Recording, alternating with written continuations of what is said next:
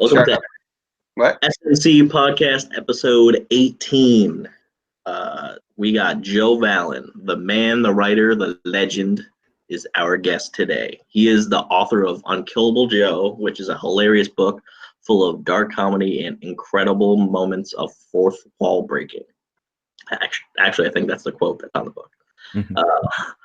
He not only is a crafty novelist, but he has his hands in comics as well. He is soon to release his comic Fibber with artist Rob Powers. He also has another comic in the works called Lilith's Cradle that has some crazy art that will give you nightmares. He is Joe Vallen, and here we go. What's up, guys? Welcome to the show. Thanks for having me. So, Unkillable Joe, what's that about? Unkillable Joe, what's it not about? There's a lot of underlying tones to Unkillable Joe. Unkillable Joe was basically a character study I did of myself, where in my stories, I'm generally a main character. And rather than have that be a narcissistic thing, I like to think of it more as I need an inside man. When the story goes off the rails, somebody I can trust. And if I'm in the story, I know what I'll do in any situation. So when you lose your character motivations and you don't know who's going to do what and when, I know what I would do. So sometimes my character pushes the story forward when all the other ones are going crazy. And Unkillable Joe was sort of in that vein, but it went off the rails where it's about a subpar comic creator named Joe, who's me, who the narrator hates, who's also me. And it was important that I show what I don't like about myself rather than, oh, look how cool I am. I'm in a story.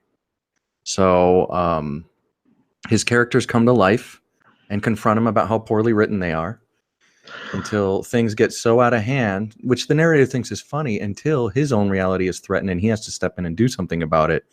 And that's where you get into that fourth wall Rubik's Cube that we have going on. And I love it. I think it's a wonderful book. I almost deleted the damn thing 3 times, and I'm really glad I didn't, because I thought I was writing an absolute steaming pile of shit. Can we swear?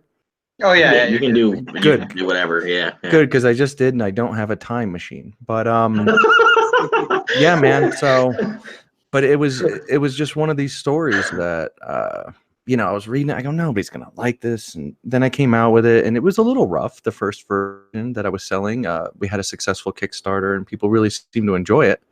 And then I got with my editor, manager, and now girlfriend, Lily Aurora, who really cleaned the book up for me, and we worked together for about a year, and we got the book solid. Now there's a brand new cover. It's available on Amazon.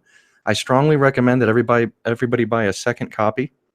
And that's why I'm here today, is to make my case why you need to buy multiple copies of Unkillable Joe. The apocalypse is coming, and you will wear out those pages eventually. I actually am going to buy the new version very soon. That's awesome. Well, actually, I have it in my bookcase in my room. I would go get it, but that requires. Yeah, you guys, your quote made the back cover. Yeah, I feel special.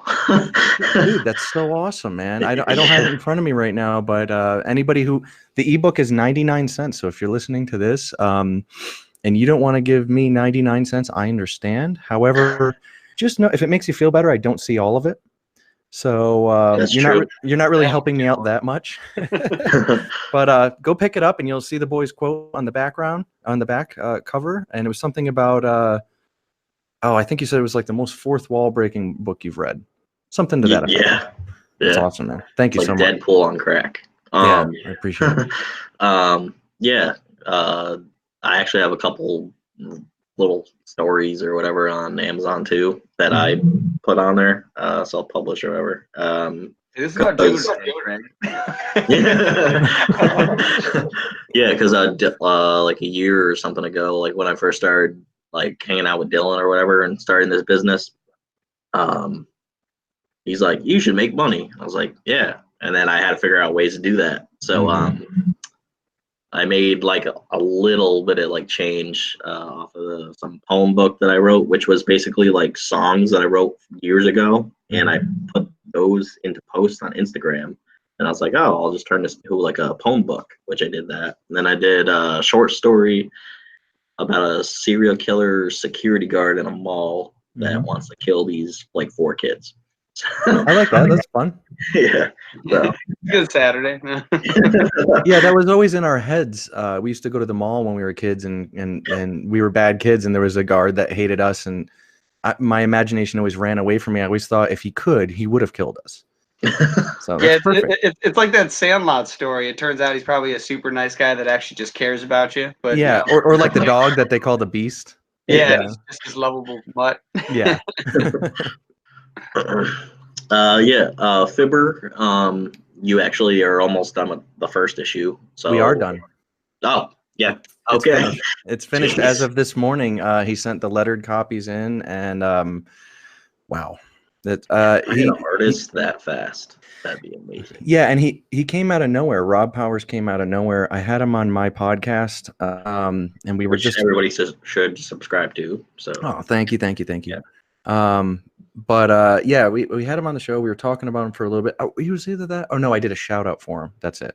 And we posted that, and then he sent me a message saying, "Hey, I'm the creator of Penguino's Revenge, which is a great comic that we've actually signed to Vallen Comics, my new label, and I'm into it because I'm a samurai guy. I really like penguins.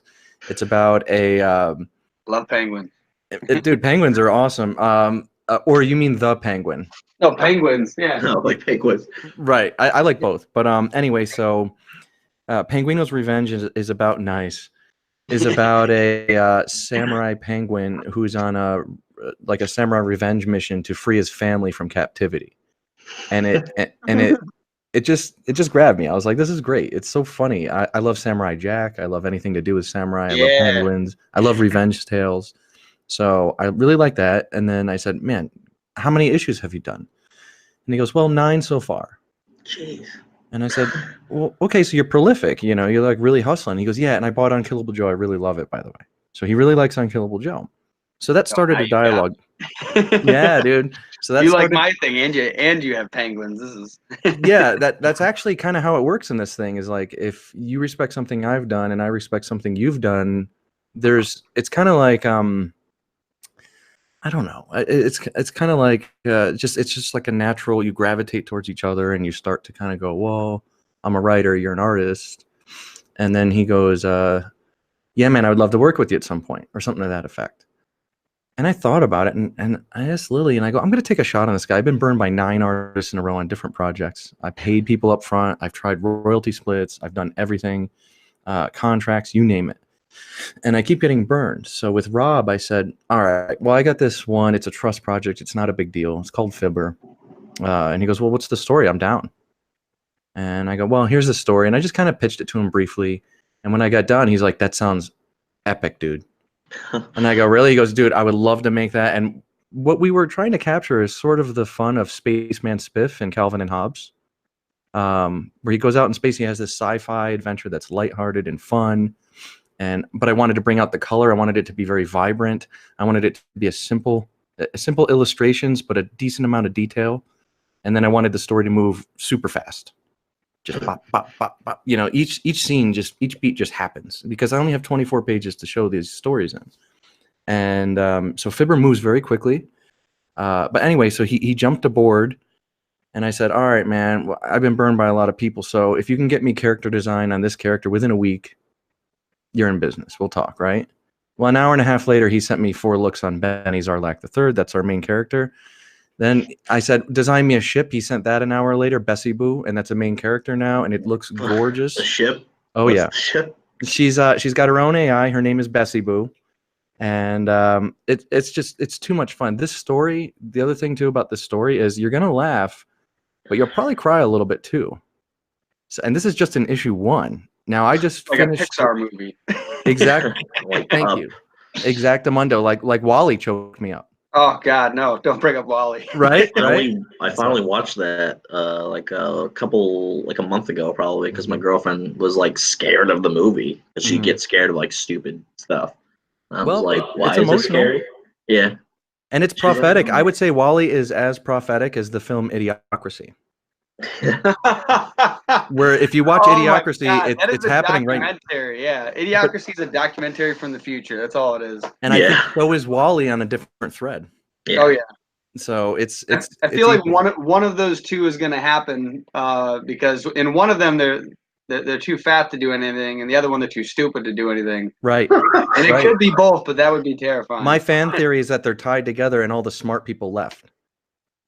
And got fat, you know. So, but anyway, so Rob just stepped aboard. He was blindingly fast in the beginning with his character designs.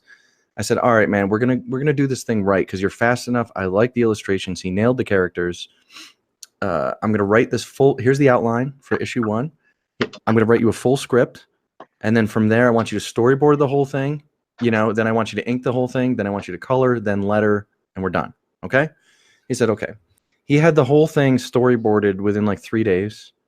He had the whole thing inked within a week, and then colored within 2. Almost fully colored within 2 or 3 weeks, and then lettering took about a little 3 or 4 days. And he does the lettering as well. He does everything. Damn. Yeah. And what it is, you know, I'm not telling tales out of school here. This is Rob's best work yet.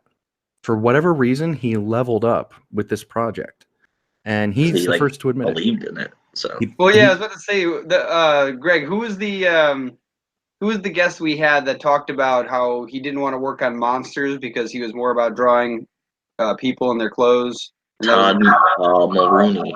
Yeah, Todd Mulrooney. He talked about the fact that, like, there's certain writers that when you work with them, like, you're just vibing so well that the stuff that you were already getting good at and the stuff that they're already good at, you're kind of like melding together and just, it's just that perfect little harmony. Yeah, exactly. And we vibed 1,000%. I mean, like, he's in my head with this world. Like, so now what I do in my scripts is I'll give you hard brackets when I want an exact shot. I'll give you the camera angle. I'll tell you who's in silhouette, the whole 9. Yeah. Oh, that's great. Okay. Yeah. And then in the next panel, what I might do is I might give you the squiggly brackets, which means dealer's choice. Here's what I want to show. So with Rob being in my head now and us being like hive-minded with this project, what I've done is I went from those hard brackets to mainly squigglies. Like, just here's what I need to show here, because he'll do it right. He's in the world. He knows what I want now. See, that's funny because that's something that we've had to deal with quite a lot. Is having scenes drawn in ways that don't quite make sense, but obviously, due to semi-time constraints, we put on ourselves to make sure we actually get comics out, and we're not, holding it back just for the sake of holding it back. We've kind of just moved forward with some of them, but for our next issue, I'm going through and like thoroughly editing it before it ever sees an artist's eyes. And then I'm also simultaneously, I'm going through Canva and I'm laying out how I want certain pages laid out. So like there's, say 4 pages we're on right now. I think we're probably going to hit 28 and for the next issue. And they're like, not every page, because some of the pages I'm like, I don't care. I just want certain views, lay it out how you think looks good. But some of them I'm like, I'm looking for this. I want a big panoramic shot, or I want a nice close-up shot. And so, it's definitely, and that's what I've been doing is I do like the bold brackets. I'm like, hey, this is where I want this shot from, the viewpoint and all that. But I think primarily the 2 things that we've been doing is we'll do like parentheses and say viewpoint. And typically, if there's not one, then we just won't put that. But then typically I've been putting the square brackets and saying there's a book from, where is it? The Marvel, How to Draw the Marvel Way. Did you ever see this? Yeah. And I was trying to, there's a section in it that just talks about like the various viewpoints of a panel and like close range, close up, mid shot, and long range, and then panoramic. But so basically I started just using that terminology to actually visualize where the panels are going to be to begin with. And then obviously now we're writing that for the artist that we're going to be working with. Awesome. Yeah, definitely. It's definitely a lot cooler to, even when you're writing the story, to know what it's going to look like. Because I even had Greg do blueprints of the 3 main buildings we're going to be in, so that when they're drawing it, if they're drawing it from an angle, they need to make sure they're including certain things. So like one of them's in a house and a couple of them are in the kitchen and the living room is over here. And it's like, you need to make sure that if they're looking through that door, they're seeing the living room, and that door, they're seeing the foyer or the entrance. We're trying to keep, congruency throughout the whole story. And so like there's a restaurant, and like that restaurant's going to be seen several times. So we want the restaurant to look the same. So we're making a blueprint of the restaurant, and that way, again, depending on however they decide they want to, like if there's a point where I'm like, I don't care where you shoot the view from, at least they know wherever they're aiming the camera, they're going to have to show certain things. Yeah, that makes sense. Badass. So also, the one. Oh, sorry. Go ahead, Greg. No, go. No, you go ahead. I demand it. Okay. We're also doing the blueprints and stuff for like key locations, like this one character's uncle's house, because that's actually going to be in our video game. Our video game is like based around our comics, and certain things in our comics are going to be like quests, and then they'll be like side quests, not like The Witcher. But right. Oh, I have the exact same off topic. I have the exact same problem that you have with The Witcher. Yeah. So actually, on the next episode of my podcast, we're going to have Geralt Rivia. He's going to be on the show, and it hurts my voice to talk like him the entire time, but we're going to have to do that because you're going to just say fuck a lot. I'm going to say yen. Yeah. I love post-op hunchbacks. Anyway, so that show is, listen, I don't want to be a party pooper, guys, because a lot of my friends in the comic industry like The Witcher, okay? But Lily and I sat down and we're on episode 8 now, I think. It's only 8 episodes. Oh, that's it? Okay, so I thank God, because I don't want to just shit on it completely, but it got to the point where it was every few seconds I had a critique, and so did Lily. For example, the stupid character Yennefer, that's our least favorite. She says, I had no choice. They made me do this. Just go to episode 3 where she demands the guy do it. And he goes, no, you don't want to do this because you may not be able to have children after this. That's a whole thing. Yeah. She goes, no, I got to get rid of the old hunch here. No, dude, it's interesting. I think the main reason why some of that show gets confusing is, aside from the fact that it's talking about 2 different points in time, and then they kind of like go like this, and then like they, you know what I mean, like they're off connected, and then they connect. Mm-hmm. And like for her, basically, she didn't have to become like beautiful like that, but all of the mages end up becoming like permanently looking like themselves, and they have to still go through that same process. Right, and I got that, but the other issue was the timelines, and then also the character motivations were way off. Like Geralt wouldn't really care about anyone. He has no reason to care about anyone. Also, when you pay him for something and he gives you a fee, he says this will be 300 denalies or whatever they make up. Yeah. Somebody throws him a coin purse, like you had that amount ready. Yeah, you knew what he was going to say, and he doesn't count it. He grabs it. After I watched your video, I was like I was watching an episode, and that happened. Yeah, and I was like, he just said that. Yeah, and it's like, so what if I just handed you a sack of marbles or pebbles or something? Now you're going to go off and get killed? Like it's so silly. And then the other thing too is the way they jump around with timelines. They don't give us a visual cue.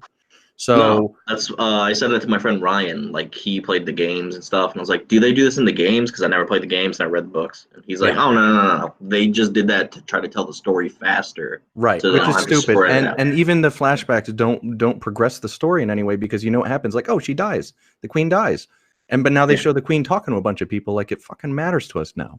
Like, just hurry up and die. When I was first watching it, when I saw her again, I thought it was someone different. And I'm like, she looks just like her, but I couldn't, like, I don't think until like episode 4 or 5 did I realize it was different times. Right, and nobody I thought ages. it was all happening at the same time, and we were progressing forward. And I'm like, how is this chick still running through the woods and he hasn't found her, right? And I'm like, I don't get it. Yeah, Kristen Dunst's dopey cousin is running around. She's got that useless elf kid, the poor elf from the hood, but he can't scrap. And all this other stuff, and then there's like everybody's got to drink this stuff to make sure they're cool to be in the woods. But when Mouse Sack, what a stupid name, when he shows up, they don't make him drink the thing. In a world of magic where there's shapeshifters and everybody's got to drink this thing to make sure they're on the up and up, they skip him. Oh, you mean the guy that showed up at the end, the mage? Yeah, when he was shapeshifted, when he was the bad guy pretending to be. I thought that was interesting that he got that far without having to do that, and then was basically like, let's go. So you walk up there and they go, "Here, drink this. If you live, you're cool." That's and it's like intentions. Yeah, that's what it was. They forgot thousands of years of tradition because I don't know what. A single moment. Yeah. Right. Well, I think, well, honestly, the way it's probably explained, and it can make sense, is that they're mind blown that thousands of years of tradition just failed on this one girl. Because remember, they say that it doesn't work on her. It doesn't, like, something happens to her, but not what has happened to everyone else who's ever drank it for thousands of years. Well, I think that means that she roughly passes the test. Well, no, that was the whole point. They didn't know. That's what they were saying, and so it's that's the one little what's it called? Not leaf, whatever the olive branch I could pass, which is they're probably just still stunned about the fact that she's who is this like mystery person who's immune to this? Right, the old lie detector that was inconclusive. Yeah, but and they had to drink from the source, and it was still it's still not what they expected would happen. And then this guy shows up looking just for her. Right. And so, that's maybe the reason that they did that, without like stopping and questioning him. But it was funny how she just doesn't realize like that he's weird. And like, well, and also, why would you throw out tradition for one moment? Like, if I use the same computer for 4 years and it freezes up on me, I don't throw it out. I just restart it. I just throw it right in the garbage. I'm like, I don't even eat computers. Still, it was a little silly, and I'm nitpicking here, but you guys want to know what I would do with The Witcher? Honestly, I would go off the game, and here's what I would do. I would have that hedgehog dude show up By the way, they got to stop saying child surprise. It makes me cringe. I don't like the term. But anyway, so he shows up. Yeah. Just any child. I don't want any surprise with children. Wait, I thought it was just the king's surprise. No, child surprise. It's child surprise all day. Like Geralt, they're like, Geralt, you coming for your child surprise? And he's all sweaty. Oh, and I'm because like, So the child surprise is because the child just happens to be what was the thing though? The something of surprise. It's what you get. It just happened to be a child. I understand, but I just think that they should have called it the other surprise. Or even that sounds funny. Bill Cosby surprise. Or how about like the surprise? It's like, oh god, it's the worst. Did I get a blood test? Right. So anyway, but there's that going on. But what I would have done is I would have had the hedgehog guy be cursed, and the queen go to kill him, and Geralt stop it because he sees through it. Like, hey, this guy just needs to get cured. He's not a bad guy. He's a knight. And then she's like, well, losing her shit, like. Right. So and unmercifully so, and weirdly so, and also he shouldn't care as much as he did. But if you're gonna make Geralt care, he stops everybody. Now they're part of a team, and she kicks them all out. So he leaves, and the girl runs away, or they meet up with Yen, who's like their witch, and who uses her feminine wiles to kind of trick people. They become sort of like a good team. And how they meet, like, or maybe even like some chick where they go into town and some chick, because his weakness is women. He likes to get laid. So like this girl comes up and she's like schmoozing with all the boys. She's got the bard, she's got the hedgehog knight, she's got Geralt, and she brushes up on them and takes all their coin purses, so to speak. And she goes, meet me at the inn, we'll have a good time. They go to pay, they don't have any money. She stops just outside of town to, she's side saddle out of town, like real cool. And she goes to like count all her money, and that's when Gerald's like, that was a nifty trick back there. And she's like, oh, and the hedgehog guy's like, don't ever do that again. And the bard's like, here's a song about it. And then they would have gone off and had Conan-style adventures as an ensemble team, killing monsters in each episode, building their bond. Back to The Witcher. It would be fun, man. I haven't seen him kill any monsters. Plus, everybody likes that market scene when he was fighting. Yeah, he looked great. That was fun for me anyway. I'm into swords, and I like that. However, when we get to the dragon scene, he's back in slow-mo. Notice he lost all his superhuman ability in that scene, and then he gets it back later on in season 7 for half a second. He sort of fought for like half a second. He's kind of quick. That's it. So it's really inconsistent is my problem. It's not fun. It's based on a video game. It should be fun, and you can go off script. Nobody ever sticks to the video game script because I think the hard thing for that one too is that he's supposed to be emotionless, but if you do that as a main character of a show or a movie, you can't be entertained. Like you can't connect with them. You're not that person. Which is okay. Yeah, because as a video game, you're moving him. That's your connection, and the fantasy is that you don't have to care about anything. Exactly my point. In a game, in a show though, you do need that. It doesn't translate. So that's why I would say that I would make him emotionless to start. And then as the episodes go on, when we get into episode 6, 7, we have a full team now. I think somebody should like go to fall off the cliff, and Geralt catches him. He kind of winks at him, like, "Come on, get up here," And then there's other times where he's eating something, and the bard's next to him being annoying, and he like breaks off half his bread. You know, just little shit like that, just to show he's, you know, and he should warm up to the chick, and she should be like, get off me, you know, like she's not feeling Carol, you know. So it's this great, you know, everybody's got a checks and balance within the group, and that would make it really fun. Have you seen the latest Star Wars? Yeah, it's. But the reason why I bring it up is because it has something similar to The Witcher in the fact that, like, I very much enjoyed The Witcher. I know there was tons of problems with it. I want a second season. Right?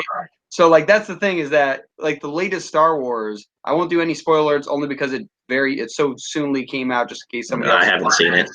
Oh yeah, and Greg hasn't seen it. But the point is that there are tons of unanswered questions. There's tons of moments that they never finish, and yet I was entertained by the movie. Like, the first third of the movie, I was uncomfortable with.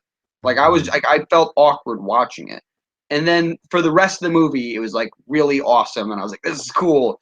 And at the end, I'm like, that was a good movie. And then later I reflect on it, and I'm like, oh, there's a ton of stuff that pissed me off about that movie. Yeah. And so I think The Witcher, obviously it's over multiple episodes, so it's much longer, but it has that same effect where there's a lot of cool stuff happening, and it is an enjoyable, entertainable show, but entertaining show, but it doesn't, it doesn't quite round off everything that you'd want, like, in the show. Like, it could be exceptionally better with very small changes. Yeah. And listen, guys, I mean, I just like the Mystery Science Theater 3000, The Witcher. It's, you know, it's really fun to break it apart, to explain to Lily what makes good writing versus shitty writing. And that's all there is to it. My thing is this: if you have a budget, guys like me are not that expensive. Yeah. Okay? So just throw me 20 grand, you know, give me like a couple of points on distribution, and call it a rap scale. See you next year. Oh yeah, there's so many times where I would love, like the Star Wars one. Again, I won't spoil anything, but there's so many times where I'm like, if you gave me 15 minutes, I could explain how to make that movie, you know, an entire level better with just a few small changes. Right. That wouldn't even take a ton of video editing. It wouldn't take a ton of refilming. It would just be like these small moments that could have been corrected. And I'm like there's huge opportunities they miss. And there's tons of movies like that, though, where you're just like, man, like, how did no one watch this and go, what if you just did this?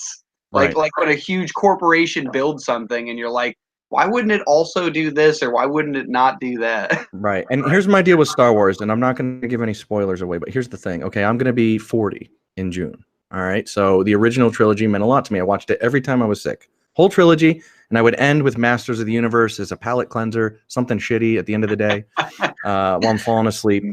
That ran out of money, basically. But to any little boys out there who had an estranged father, didn't have a dad in their life, we learned how to be men from guys like Luke Skywalker, from Rocky Balboa, from Atreyu in the Neverending Story, from Atreyu, from fucking Gizmo in the Gremlins. Yeah, you can go right down the list, but like we were all accepting data and input on like, well, what kind of man and person am I going to be? What character will I select when I grow up? And I can't picture in my life anyway a stronger character than Luke Skywalker for me, because he was the everyman and he was thrown into this magical world. You could say the same thing about like The Last Starfighter, for example. But it didn't have that resonance. It was too quirky. It was too adult. You know, with Star Wars, I understood what was happening right from A New Hope on, and it just made sense to me. I totally got it. They didn't have the effects for the lightsaber, so when Luke took out his lightsaber, he meant business. It was a big deal. Like, he didn't take out his lightsaber often because they didn't have the money for it, which actually helped. You know, now lightsaber everything. Oh, geez. Plus, because they had to focus more on the story instead of the battles. Thank you. So my point is this. I don't care what you do with the new movies, and I'm not trying to be a gloomy Gus or shit on Disney's parade. However, if you make that original trilogy redundant and those character sacrifices now not matter, it's basically an FU to us. That was my biggest complaint, was that, like, so, and again, this won't spoil anything, but of those 3 new movies, you don't even need to see the second one. Like, it's completely irrelevant. Right. Like, it doesn't continue the story at all, and everything that happens in there is less relevant. But like, I'm assuming by now everyone's seen the previous movie where they that lady general, the one who like sacrifices herself. Yeah, redhead or purple head Jurassic Park. Yeah, the one who like we've seen 3 times. She's a bitch. She has no emotional connection to everyone, and then she sacrifices herself. And it's like, Right. Who cares? We're glad she's gone. like, thank God, right? Like, Yeah, good. But then they also did something detrimental. I remember listening to a podcast that talked about this. What she did was put her ship in hyperdrive, and that's how she destroyed the ship. Except if that's the case, all you would need to do is make a bunch of hyperdrives, put them on some X fighters, and just send those things through ships. Or escape with it. No. I'm saying that like they broke a physics of that universe because they've never done that, but they could have been. Think about it. Instead of shooting a random bullet down the Death Star, why wouldn't they have just put hyperdrive? Hyperdrive right That's through a great the center. point. That's a great point. And Greg, what do you think? What do you think of the last Death movie? Stars. So how did no one figure this out? What do you think of The Last Jedi, Gregory? Yeah, it's okay. Yeah, it's okay. So, did you enjoy it? Did you have fun watching it?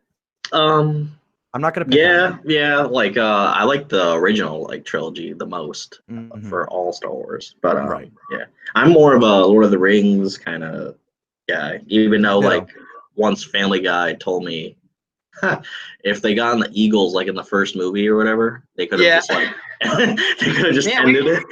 Yeah, we could. Did you ever see how it should have ended? Like all those. Yes, with the Eagles. Yeah. It's like, man, could you imagine if we walked the whole way? Yeah, one of us might have died. Dude, I think you bring up a great point with that hyperdrive. I never thought of that. You know why? Because I was so stuck on the fact that Rose is stupid. Well, not just that. Rose is, first of all, why do the bombers move slower than the rest of the X-Wings? It makes no sense. They're in space. There's no drag. So size doesn't matter. So it's just a video game mechanic. The other thing, too, is she dropped a remote to set the bombs off, so she kicks the fucking flimsy ladder that like drops the remote and she catches it and opens the thing and the hatch opens and all the bombs fall out. But first of all, why are the bombs falling? Yeah, second of all, trust me, that bombs falling thing, even the way, like, I don't care if you have artificial gravity, you can't put artificial gravity in space around your ship. Right. Like, it didn't make any sense. They wanted to parallel World War II so badly 100%. that they ignored physics. Not only that, when the bay door opens, why doesn't she just die from a vacuum? Yeah, instantly. Like, also when Mary Poppins flies back into the ship, why doesn't she kill everybody on the ship when they open the door? So that's the thing, though. They have open docks on all of the ships that have that electrical field. You know what I'm talking about? Like where ships have to fly through it. Like even in the old movie when they land the jet, when Luke lands on the not the Death Star, whatever the main ship. Yeah, and it's like open. Yeah, it's open. Yeah, and that's all it is. Is there's like an electric shield that's Thank you. That makes a little more sense. Still doesn't forgive the rest. Because I thought about that too, and then I'm like, they probably should have shown that at least. Or like Poe's telephone humor. Yeah. What the hell was that? Like, oh, I'm losing you here. You know, like, or whatever. When they make a joke, I hate that because I've seen that in old movies, or sorry, not old movies, but movies that are based on an old time, and the joke they make doesn't quite reference technology, but the reference they make almost requires a future technology for the joke to make sense. Right. It's like, you're like, I'll laugh, but it's not funny to these people. Why are they laughing? Right. Or you know, so it's silly to me that Luke would leave a map. First of all, if R2 woke up in the beginning, you skip the movie. Like if they're just like, oh, we got to reboot R2. That's Luke's droid. You know, like, here we go. Boop. There's the map. Okay, we're gonna go get them. The new one's even stupider with the MacGuffins. With like, you know, I'm not gonna get into spoilers on the new one, but at the same time, you know, he leaves a map for the Resistance to come, for the Rebels to come find him, so he can help them win the galaxy and restore the Jedi Order and all this great stuff. He's been in trove with these special books and all this, and finally here comes somebody who's a Force wielder who's like, yo, man, fuck this lightsaber. Yeah, and he like when he tossed the lightsaber over his shoulder, Disney was tossing my wallet over their shoulder. Yep. Okay, and that's right where I stopped giving them money. Okay, so that's the end of that. Real quick, I actually have to head out because I have a friend at the airport. Greg's gonna keep talking, but I'm gonna watch this later because this is entertaining. Dude, it was good talking to you, brother. Yeah, hopefully we'll have you back on so I can chat with you more too. Of course, 1000%. Awesome. Anyways, have a good one, you two. Later, brother. So yeah, that's where we're at with Star Wars. It's just really sad, bro. Yeah, I still have to see it. Like it's more like a chore of like just I'm like, oh, I saw the other two, so I guess I have to see this just to like finish the entire saga. But Yeah. I feel like Thanos sitting in the chair, just charging up Like- my anger. You know, just getting ready to just launch my plan against Disney. You know, like I just feel like if you spent $450 or $500 million making a movie, you could throw me 20 grand.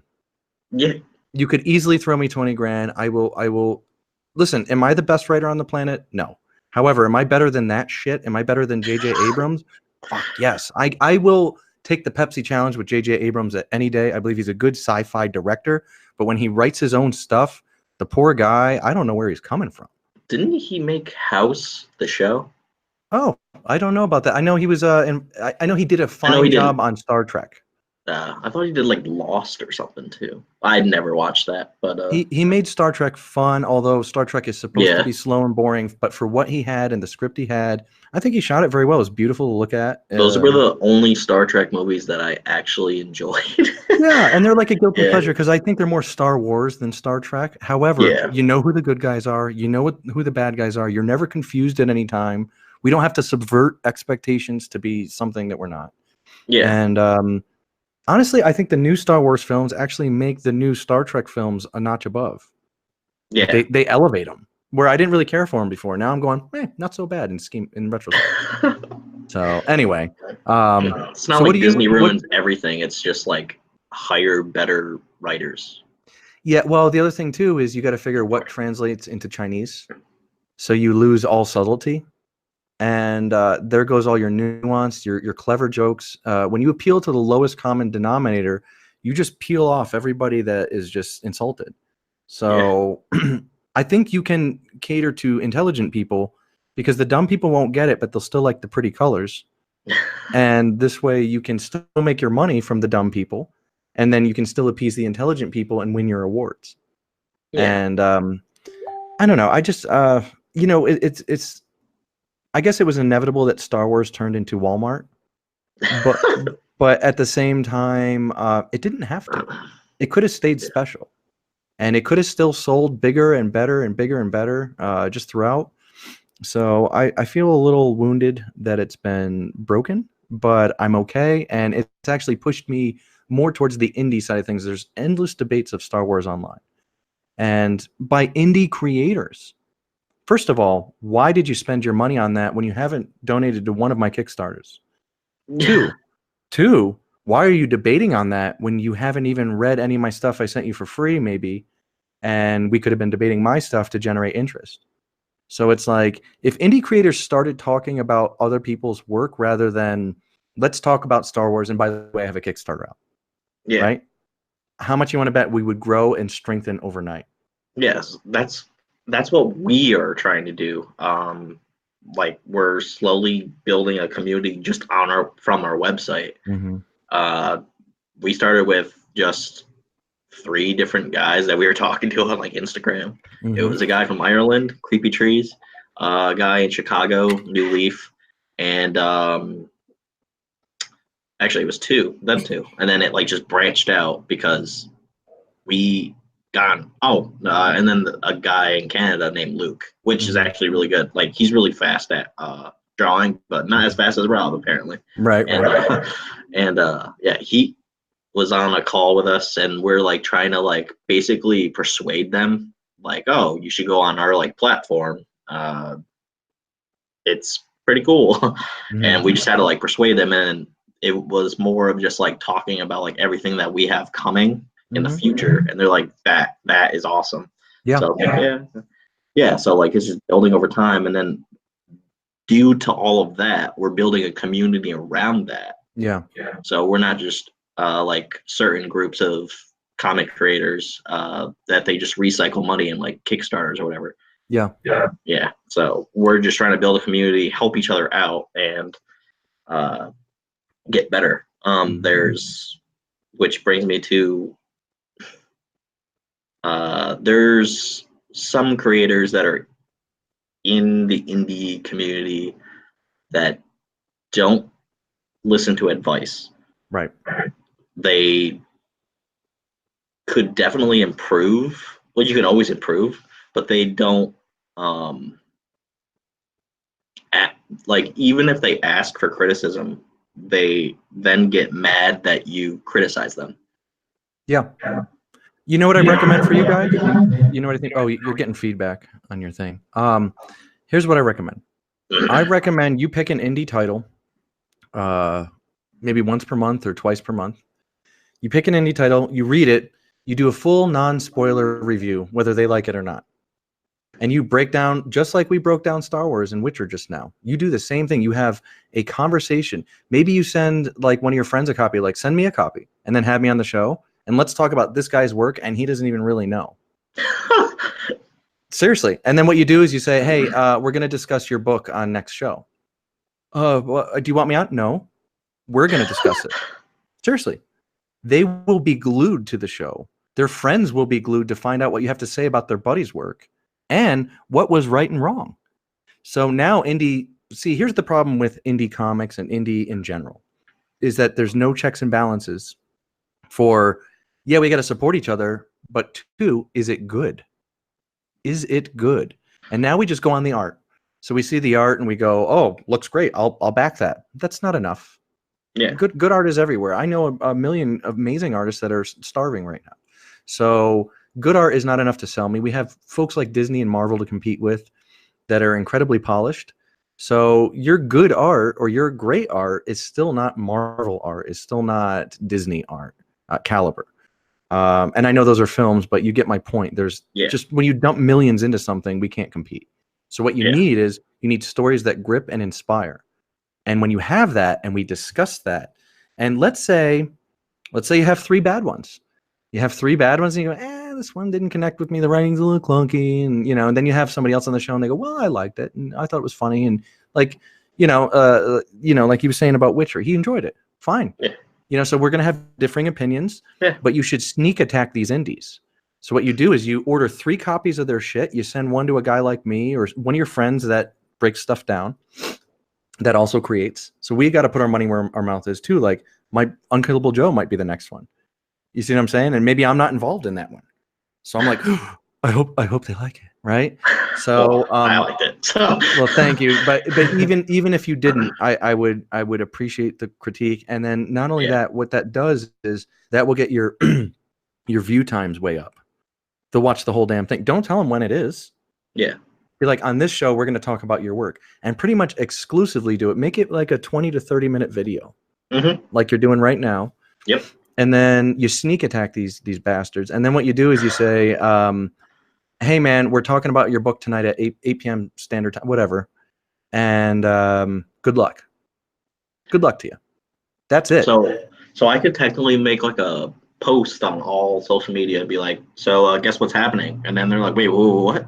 And then we're like, yeah, it's happening either way, if you like it or not. Exactly. And it's like, here's the thing. You bought their product.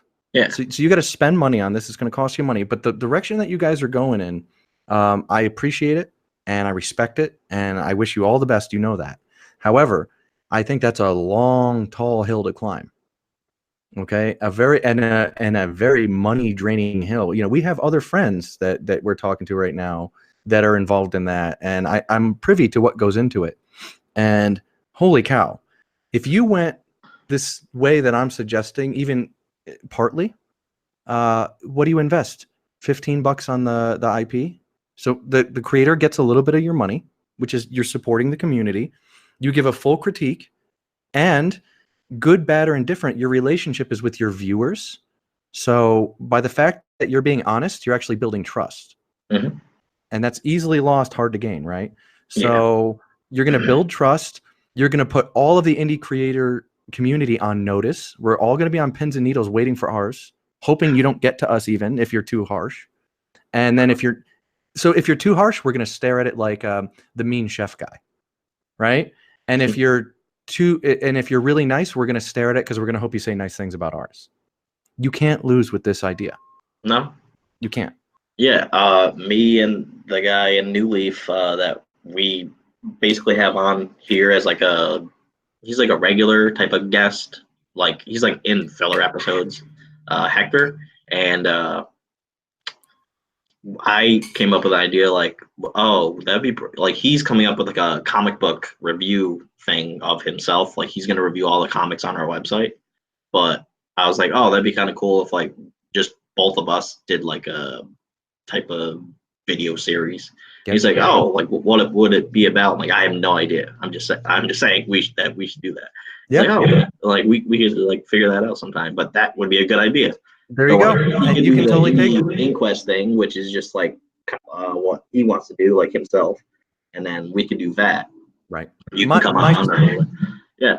My suggestion is that if you see everybody all over here in the corner, there's no money there. Yeah. Go away from them.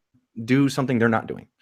And that's how I've made the start of my career anyway, is just being like, okay, well, everybody's writing these kinds of stories. I'm going to write these kinds of stories. Yeah. And it served me well. So I may also do that on my podcast as well, but not with as much consistency as I'm recommending you do it. I think you should make it like it's that time. You know, it's time good. for a review. Yeah, it's good because at work, all I can do is like watch YouTube or look at the cameras. Since security guard. Yep.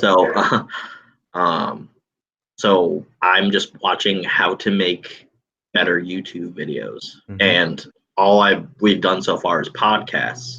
So I'm actually trying to figure out like video ideas. So that's a very good idea. There you go. And yeah. I'm telling you, I would be glued to it because I would love to see somebody, you know, because you got guys on their high horse, guys and gals on their high horse that have been creating for 8 years and they're part of their little Comic-Con clique.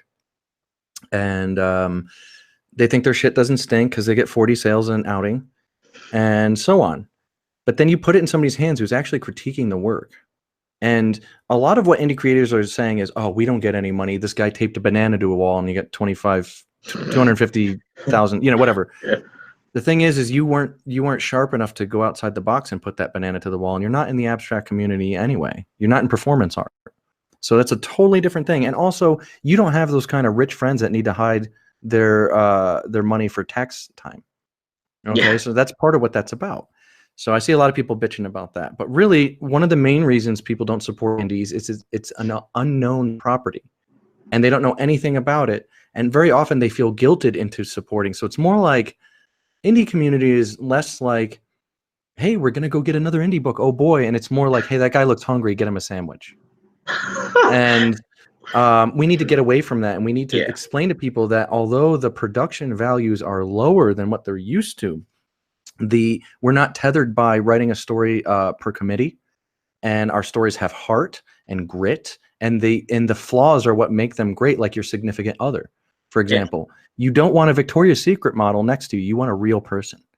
And that's what indie comics and indie everything can deliver if you get lucky. Yeah. And that's the problem. They have to get lucky to get that great IP. And with this idea, you weed through all that. So not only are you going to get all the people watching hoping you're going to say good things, and then all their haters watching hoping you're going to trash them. So now you get like the lurkers too. You're also going to get the casual reader who's wanting to sift through the waves or the oceans of bullshit and get to that one that's really good. Yeah, I want to support an indie, but I don't want to waste my $15. Yeah. I'm going to watch the SeerNova show and find out this week if this one's any good. Yeah. And then bam. And then not only that, good, bad, or indifferent, you're going to have their link down there. So people may disagree with you. So you may even say, I didn't like it because of X, Y, and Z. And I'm going, I love X, Y, and Z. I'm buying it. So they can still get sales from a negative review. And you need to explain that to them. You're going to get a lot of heat. You know, it's like being a security guard and somebody saying, I forgot my parking pass. Who cares? Like, no, you can't come in here. I'm sorry. That's policy. I can't let you in. You have to stand strong. You have to make them make that call and get authorization, right? Same thing with this. You hold their feet to the fire. You say that I stand by my assessment. If you write something else, I'll reassess it. You know, we'll give you a fair shake every time.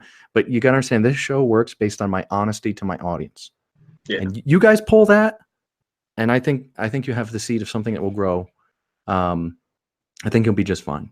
Yeah. So. Yeah, it would actually work because Hector's an artist and he does storyboarding and all that stuff too for his comics and his job that he does. And then I'm a writer. So, and then if Dylan was on there too, he edits my writing. So like he's making it better. Yeah. I'm a good writer, but I'm not like the best in the world. Oh, who is? Who is? Yeah. So, Yeah, yep. like he's editing and like just making it better. The second issue already of the Seer Chronicles is way better than the first one. Good. We aren't done with it yet. Yeah. Mm-hmm. Like we're looking to improve every issue. Right. So, and some aren't, which we go back to that. But talk about good writing. You have a second book coming out. That was a good segue. Very slick, sir. Yes, I have a second book coming out.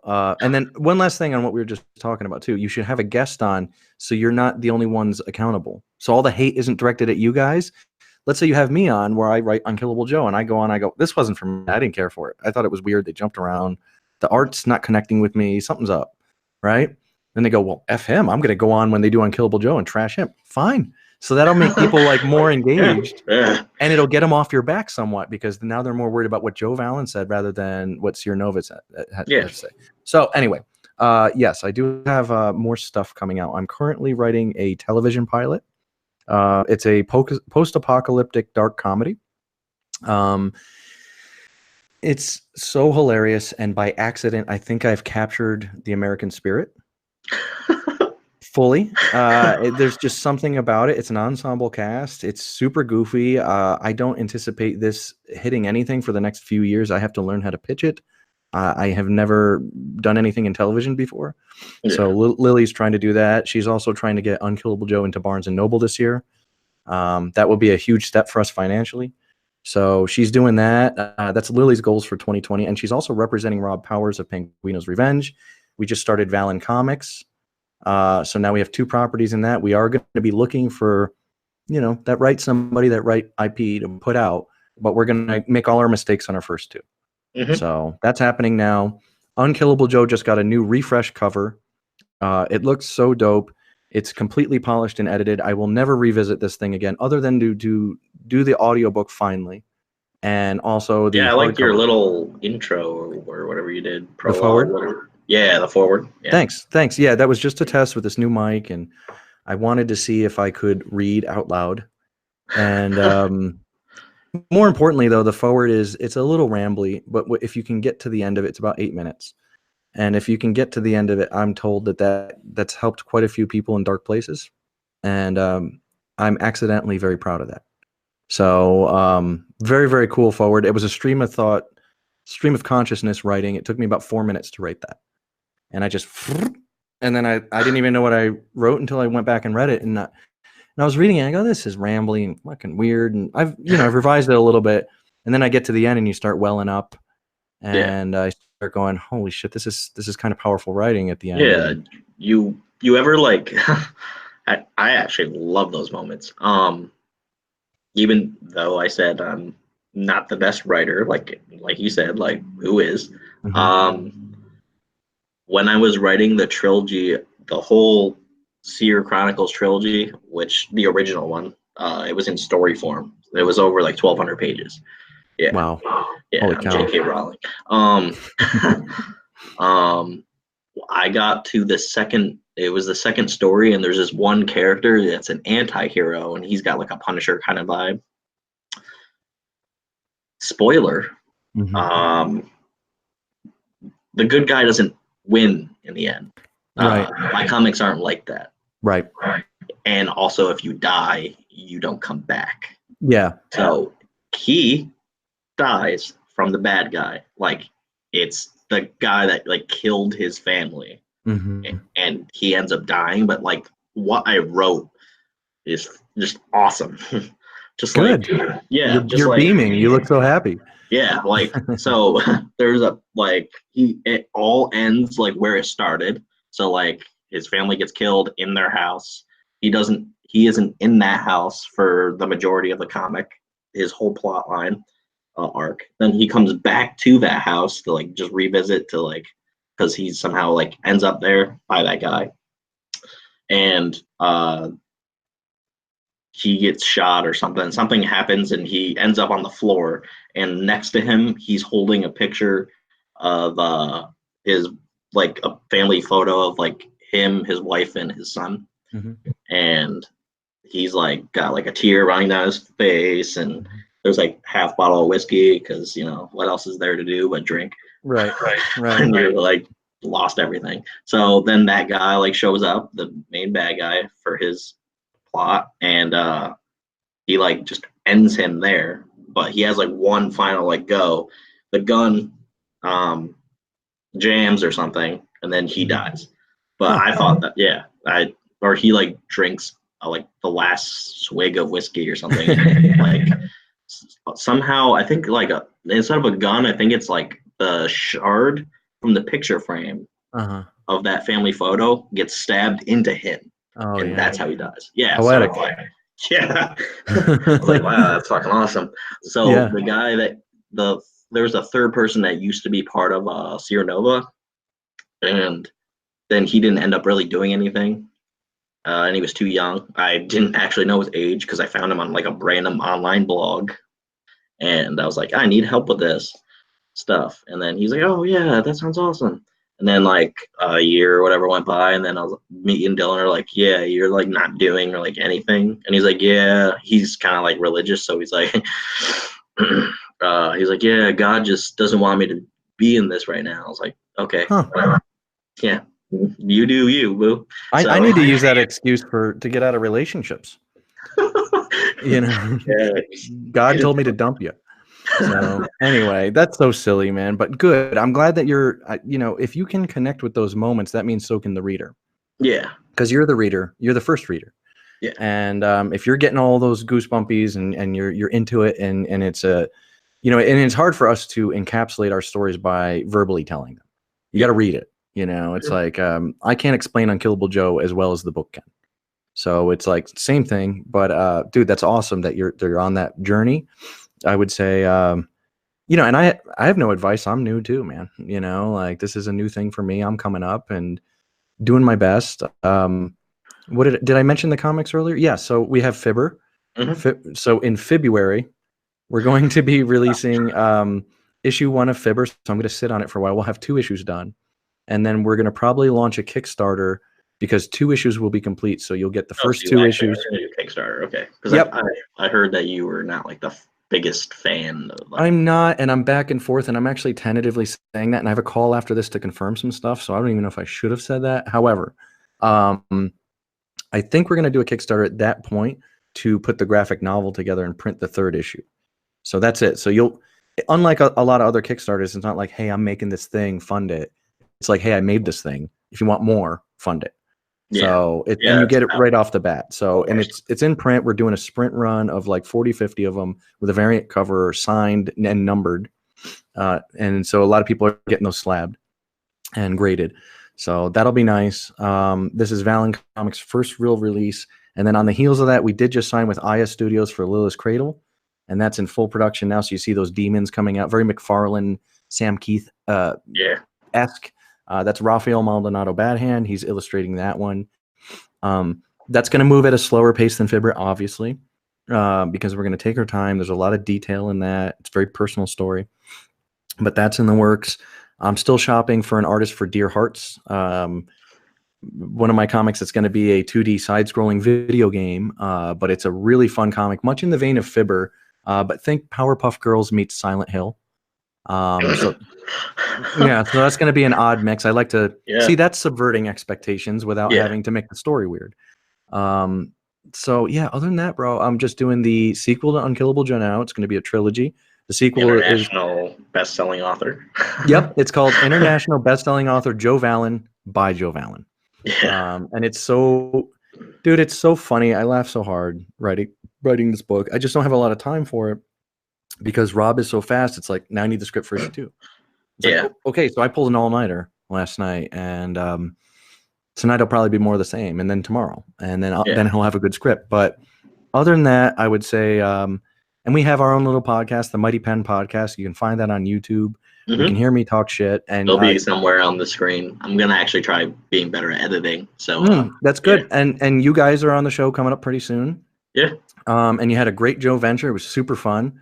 You actually opened my eyes to it's better to do a Joe Venture with 2 people because the dice rolls are different. So one thing will happen to you that won't happen to your partner, and so on. Yeah, So I think you had 2 in some other episode too. Did you have 2 people in another? No, maybe not. Maybe I'm just like thinking it was us. I have somebody coming up, and you know, it's kind of a blur. I've recorded like 30 of them. So I wanted to do that, like kind of, and then Dylan like is the one that's like running the recording until I can get I'm trying to build my own computer so I can actually basically just have another computer so I can run the recording software that we use on that. Yeah, that'll be helpful. And I'm trying to get my own laptop because I'm using my girlfriend's laptop and she doesn't want all my comics from my website and everything on there. Yeah, it'll clutter it up. But you know, the reason that we record them in advance, and in the future I don't really need to do it so much because we're doing Joe solo episodes. So if I ever need a quick episode, I can sit down for a half hour and yak. Then there's Lil Solo, where Lily can sit down for a half hour and yak. Yeah. Coming up is the Lil Solo episode 1, where she interviews Geralt of Rivia. Yeah. And that's coming up soon. And that'll be really funny. We got to practice that because I don't even know what I'm going to say yet. But other than that, bro, things are going really well, man. I hope you take my suggestion into account and run it by the boys, because I think there's something there that's different, and it would have a way of not only unifying the indie community and focusing us away from the big 2 in Star Wars, but it would also, we're trying to make indie like an actual kind of big thing, but still be indie. Yeah. Right, but so is everybody and their mother. You know what I mean? So that's what I'm saying. You have to have a fresh take, because we've all been trying that since I got in the game 4 years ago. So this is something different that I would. All my friends have podcasts. 5280 Geek, shout out to you boys. Shout out to the Guts podcast. Shout out to Night Shift Video. Shout out to Pop Culture Kaboom, Jimmy Jones, so on. We all have shows now, and I don't have time to watch you guys' show or anybody else's show for that matter, for the most part. However, if I know that there's somebody like maybe I butted heads with in the community, and his comic is up for review, oh yeah, I'm tuning in. I'm tuning in. I want to find out what this motherfucker's been doing. So it's like a gossip hub for work, for creation. Yeah. And man, think about what you watch on YouTube. It's stuff like that. It's like insider info on the things you like. And it won't be like hour-long episodes, because one, I don't like editing hours of stuff. Right. Plus, I only do it like so long for podcasts because I break it apart, and that's those videos that you keep seeing. Yep. Like this one will be broken apart, obviously. But but like I want to make other videos that are going to be like 10 minutes long. Right. People will actually stay and watch the whole thing. Yeah, I'd say a good review is about 20 minutes. You can get into the nitty gritty. You try to stay away from spoilers, obviously. Definitely stay away from spoilers. But that gives 3 people their chance to say their piece, and then you get like a 5 to 6 minute rambling rant wrap up, where you kind of compare it to some other things that you like, and you can give them the silver lining. You can say, although we didn't care for this one, if you're into sci-fi space adventures, it may connect with you. So go ahead and check it out anyway. Don't take our word for it. But just this particular one, and you can give it a B grade, or you can give it a letter grade, where you can say C- on my end. And that's fair. So it's like you're grading a report that was sent in. Yeah, Dylan actually was. Yeah. You don't tell the people about it that created the stuff. You just buy it. Just go through the channels. Actually, that could be part of your review. Be like, by the way, this one was kind of hard to locate, and it didn't accept my PayPal, and then things got a little weird with shipping. So just warning on that. So that's something that they can go, I got to fix my shipping. Yeah. You see what I'm saying? So you critique the whole experience. Helping them, but you're just a random reader.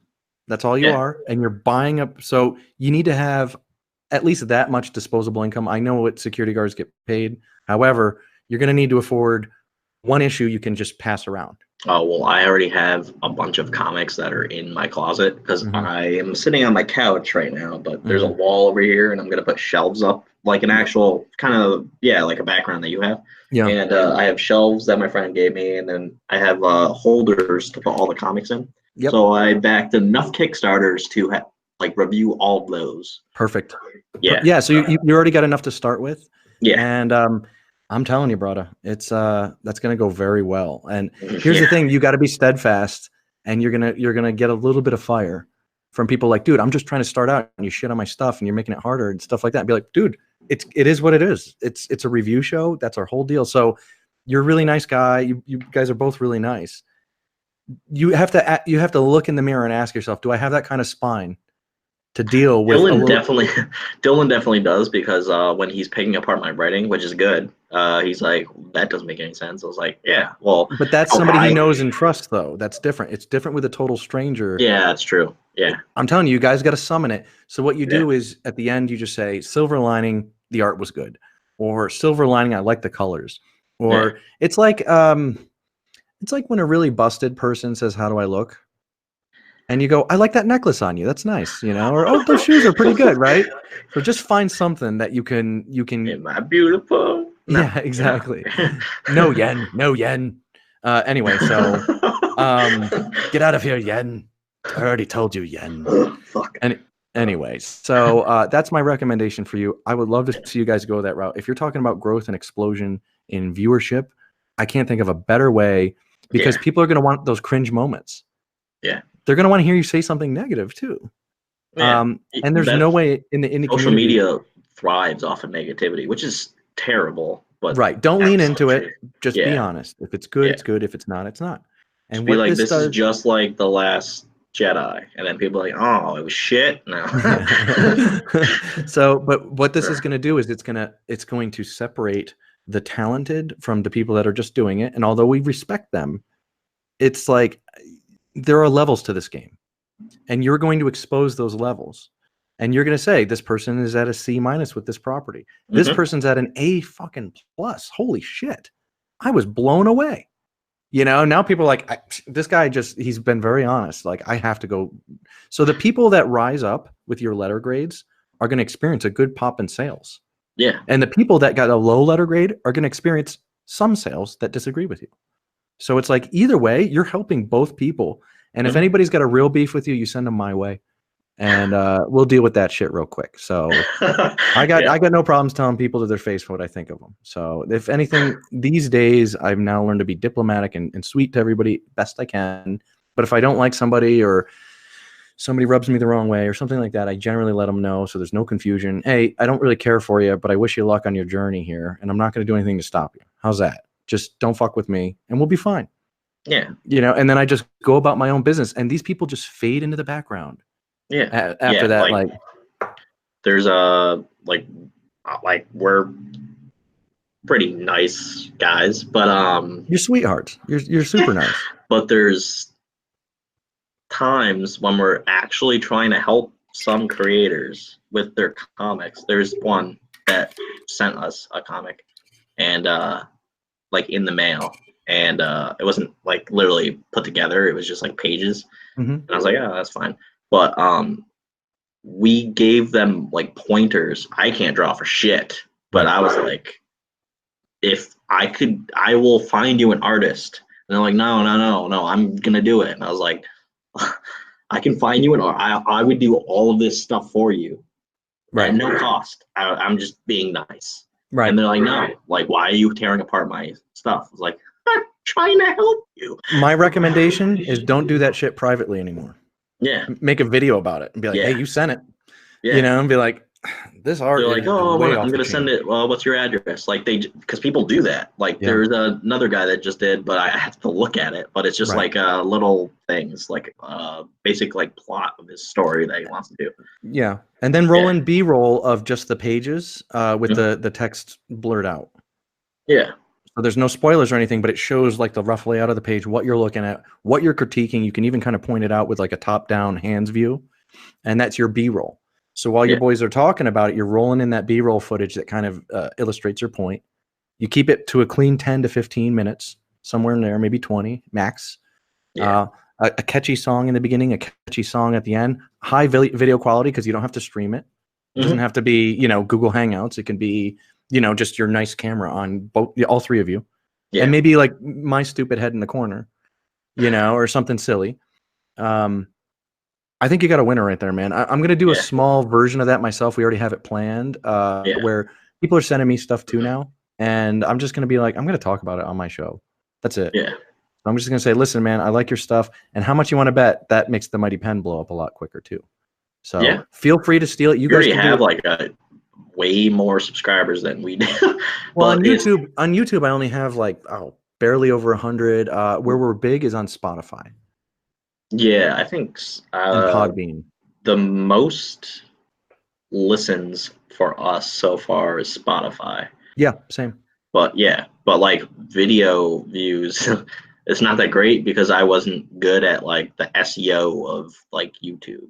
But well, and listen, man, we're growing at the speed of smell ourselves. I mean, I got 30 videos up with 110 subs. That's not very good.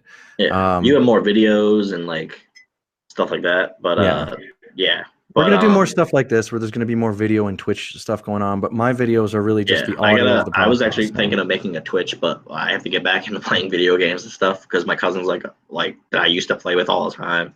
He's like, oh yeah, I got a PlayStation. I was like, what? Yeah. So, well, you'll have an audience, that's for sure. But dude, man, I really appreciate you having me on. This is fun, and let me know how that goes and how the other thing goes we've been talking about too. Like that's I'm curious about that because I don't want two good groups or two good teams to butt heads on anything with a similar interest. I want you guys to get together, have a conversation, and figure out who's going to go this way and who's going to go that way. And I actually. It's gonna be good, I think, because when I was just talking to him on Facebook, I was like, this is out of nowhere, but not out of nowhere. Yeah. And it's funny because one of the last podcast episodes of last year that we did, Dylan randomly came up on the idea of like, so we have the membership on our website, and the third one is locked. And it's only locked until that video game comes out. But that won't be for the video game. That's going to be for everybody like that wants to join us, but not join us. Right. So like you'll be able to get our platform, and then you can go to like your website and like creator B, C, D. Oh, so that might be a way you guys can tie in. It's like Patreon, but you're going through us. Right, that makes sense. So either way, I wish everybody involved luck.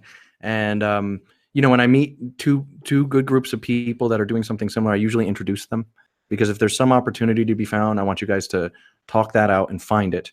That being said, I think the idea I just gave you can grow you. So if you at least your video membership, I don't know about your website. I think it'll be good for the videos. So, but other than that, man, thank you so much. I'm gonna get back to it. But you boys take care. You let me know when this goes up and I'll share it.